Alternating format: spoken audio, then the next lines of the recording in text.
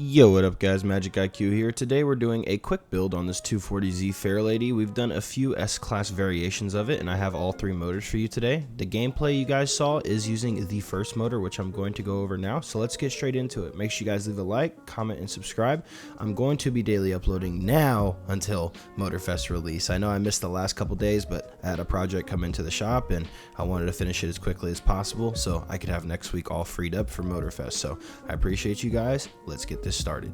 So first things first, we are using three different motors in this car, but the first motor we're going to be building today is a 366 brake horsepower 2-liter inline 4 that was used in the gameplay.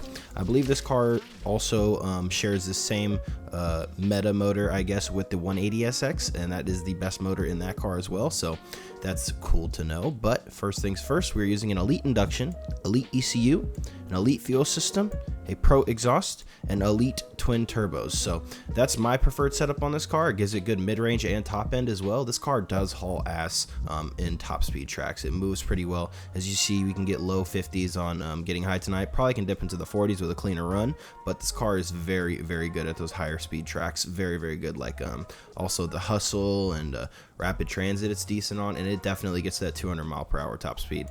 The nitrous is sport, and the Elite road suspension is what we opted for, and we're using sport brakes. We're using super tires, grip to be exact, and we're using a sport clutch and a 4-speed gearbox and a super differential. Now, all of the chassis and drivetrain will stay the same no matter what engine you're using, so let's go over the other motors real quick before we get into the handling settings, which also really do not change.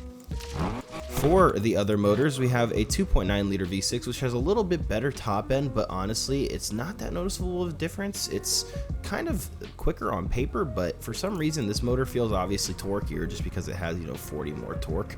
This is more the top speed motor, but I would say the more balanced version of the two is the 7 liter V8. So let's build these two motors real quick. 2.9 liter V6 does start with 505 brake horsepower. As you see, it's pushing 626 with 544 foot-pounds of torque. We're using an Elite induction on this one with an Elite screw supercharger. Those are the only two things you upgrade. Very simple. Let's get into the build of the V8 though. So for that 7 liter V8, we're using a twin turbo 7 liter V8 because I think that would be cool to build this car with a twin turbo for the V8. So we're using an Elite induction, a super ECU, super fuel system, super exhaust, and a Pro dual turbochargers. Like I said, everything else on the build is the same. Those are the only things that do change. And obviously you want to do nitrous drift and grip auxiliaries, but my go-to motor is the 366 brake horsepower 2-liter inline 4. It's up to you guys completely what you prefer to use out of those three motors. They're all very, very good options. Nitrous grip and nitrous drift auxiliaries are going to be the auxiliaries of choice as always. I didn't even have it on in that gameplay, so it just goes to show you how well this car does perform. Definitely dipping into the 40s on getting high tonight.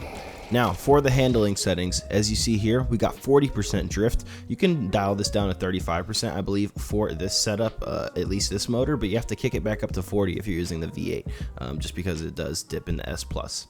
The downforce is all the way to the left. The steering sensitivity is completely up to you.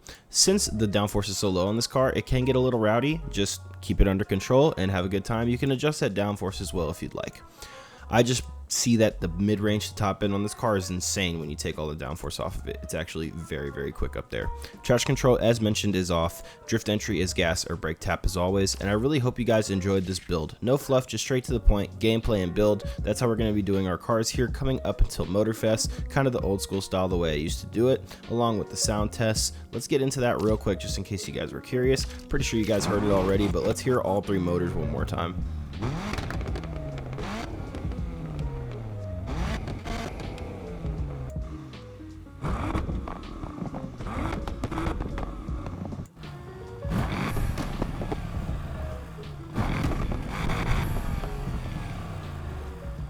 Alrighty, you guys, I hope you guys enjoyed today's video. It's MxgicIQ, and I'll see you guys in the next build, and I'm out. Peace.